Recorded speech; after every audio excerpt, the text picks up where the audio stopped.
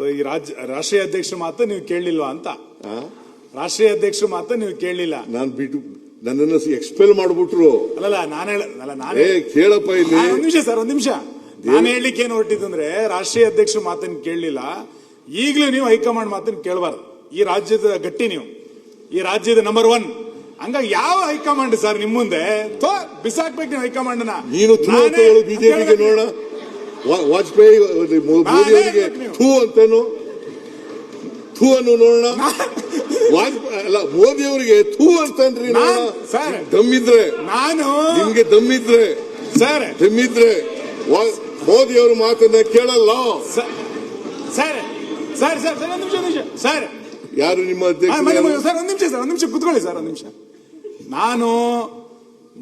ನಾನು ಮೋದಿಯವರ ಭಕ್ತ, ನಾನು ಹೈಕಮಾಂಡಿನ ಭಕ್ತ, ನಾನೊಬ್ಬ ಪಾರ್ಟಿಯ ಶಿಸ್ತಿನ ಸಿಪಾಯಿ. ನಾನು ಕರ್ನಾಟಕದಲ್ಲಿ ಇದ್ದೀನಿ ಅನ್ನೋ ಕಾರಣಕ್ಕೆ ಹೈಕಮಾಂಡ್ ಮಾತು ಕೇಳಲ್ಲ ಅಂತ ಹೇಳಲ್ಲ. ನಾನು ಹೈಕಮಾಂಡ್ ಮಾತೇ ಕೇಳೋದು, ನಾನು ಪಾರ್ಟಿ ಮಾತೇ ಕೇಳೋದು. ನೀವು ಸಾಂದರ್ಭಿಕವಾಗಿ ಏನ್ ಹೇಳಿದ್ರಿ, ರಾಷ್ಟ್ರೀಯ ಅಧ್ಯಕ್ಷರು ದೇವೇಗೌಡರು, ನಾನು ರಾಜ್ಯಾಧ್ಯಕ್ಷ ಆಗಿದ್ದೆ ಅಂತಂದ್ರಿ. ನನಗದು ಖುಷಿ. ನೀವು ಹೋಗಿ ನಿಮ್ ತನ ಉಳಿಸ್ಕೊಂಡ್ರಿ ಅಂತ. ಆ ತನ 2026ರಿಂದ 28 ತನಕ ಉಳಿಸ್ಕೊಳ್ಳಿ ಅಂತ. ಯಾವ ಹೈಕಮಾಂಡ್ ಸರ್ ನಿಮ್ ಮುಂದೆ? ನೀವು 17 ಬಜೆಟ್ ಮಂಡನೆ ಮಾಡಿದವರು ಯಾವ? ನೀವು 17 ಕೇಳ್ಬೇಕು. ನೀವು ಏನೇ ಜಾಕ್ ಹಾಕಿದ್ರು ಕೂಡ ಇರ್ತಲ್ಲ. ಬಹಳ ಪಾಪ ಸುನೀಲ, ನಿಮ್ಮ ಸೌತ್ ಕೇಂದ್ರದವರೆಲ್ಲ ಬಹಳ ಶಾರ್ಪ್ ನ ಕಾಣಿಸುತ್ತಲ್ಲ.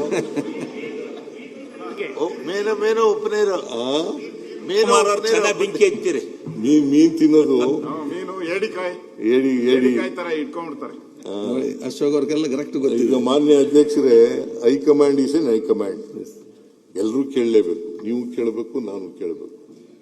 ಹೈಕಮಾಂಡ್ ದೇವೇಗೌಡರು ರಾಷ್ಟ್ರೀಯ ಅಧ್ಯಕ್ಷರಾಗಿದ್ದರು, ನಾನು ಸ್ಟೇಟ್ ಪ್ರೆಸಿಡೆಂಟ್ ಆಗಿದ್ದೆ. ಅವರು ಕರ್ನಾಟಕದಲ್ಲಿ ನಾವಿಬ್ರು ಪರಸ್ಪರ ಮಾತುಕತೆ ಆಡ್ಕೊಂಡೆ ಪಕ್ಷ ನಡೆಸ್ತಾ ಇದ್ದದು. ದೇವೇಗೌಡರು ಜನತಾದಳ ಎಸ್ನಲ್ಲಿ ಕರ್ನಾಟಕದಲ್ಲಿ ಇದ್ರು ಅಂತ ಹೇಳಿದ್ದು ನಾನು. ಅದರಿಂದ ನಾನು ನ್ಯಾಷನಲ್ ಹೈಕಮಾಂಡಿನ ಮಾತು ಕೇಳಲ್ಲ ಅಂತ ಹೇಳಿಲ್ಲ. ಹೈಕಮಾಂಡ್ ಮಾತು ಕೇಳ್ತೀನಿ, ಈಗಲೂ ಕೇಳ್ತೀನಿ, ಮುಂದೇನೂ ಕೇಳ್ತೀನಿ, ನಾಳೆನೂ ಕೇಳ್ತೀನಿ. ನಾಳಿದ್ದು ದೇವೇಗೌಡರು ಏನ್ ಮಾಡಿದ್ರು, ಯಾಕೆ ನಾನು ಕೇಳಲಿಲ್ಲ ಅಂತಂದ್ರೆ, ಹುಬ್ಳಿನಲ್ಲಿ ಒಂದು ಸಮಾವೇಶ ಮಾಡಿದ್ರು,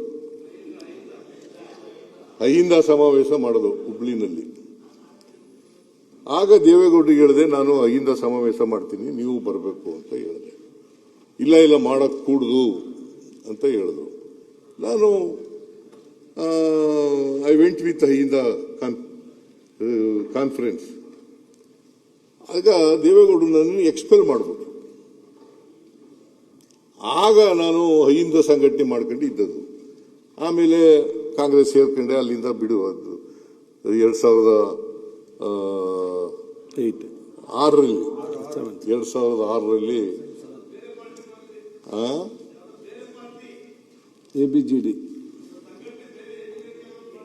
ಎಐಪಿಜೆಡಿ ನಾನು ಆಗ ಎಐಪಿಜೆಡಿ ಅಂತ ಮಾಡಿದ್ದೆ, ಅಖಿಲ ಭಾರತ ಪ್ರಗತಿಪರ ಜನತಾದಳ.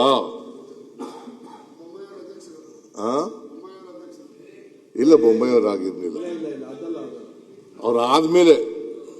ಬೊಮ್ಮಾಯಿಯವರಾದ್ಮೇಲೆ ಎಐಪಿಜೆಡಿ ನಾನು ರಘುಪತಿ ಅವ್ರನ್ನ, ಪಾಪ ರಘುಪತಿ ಅವರು ಇಲ್ಲ ಈಗ, ರಘುಪತಿ ಅವ್ರನ್ನ ಕಳಿಸಿ ಅದನ್ನು ರಿಜಿಸ್ಟರ್ ಮಾಡಿಸಿ ನಮ್ಮ ಹೆಸರಿಗೆ ಮಾಡಿಸ್ಕೊಂಡಿದ್ದು. ಅದಾದ್ಮೇಲೆ ನಾನು ಕಾಂಗ್ರೆಸ್ ಸೇರುವಾಗ ಮರ್ಜ್ ಮಾಡೋದು. ನಾವು 9 ಜನ MLAಗಳಿದ್ದೋ, 9 ಜನನೂ ಕೂಡ ಮರ್ಜ್ ಆದವು ನಾವು.